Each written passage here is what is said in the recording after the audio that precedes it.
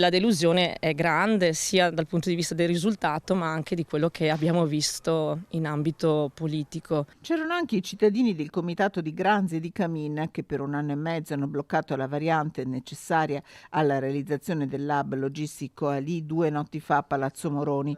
La loro battaglia non si ferma, adesso inizia la raccolta fondi per presentare ricorso al TAR. Sicuramente andremo al TAR perché ci sono degli aspetti procedurali che non sono chiari, anzi fallaci, e in più ci sono dei vizi,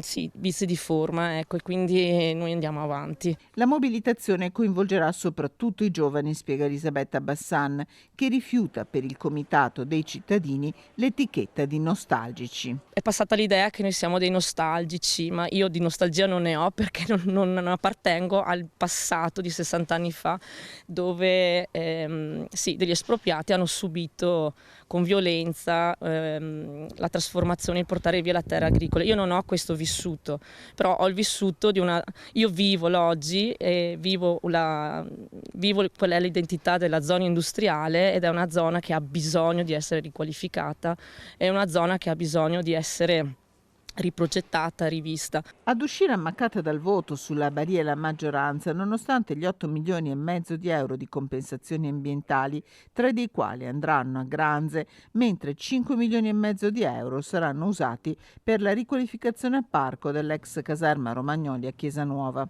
Ad uscire ammaccata è anche l'opposizione, pesa l'uscita dall'aula del candidato sindaco di centrodestra Francesco Peghin, ma Fratelli d'Italia punta dritta contro il primo cittadino Sergio Giordani. Una discussione durata più di 9 ore dove l'unica voce che non abbiamo sentito è quella del primo cittadino.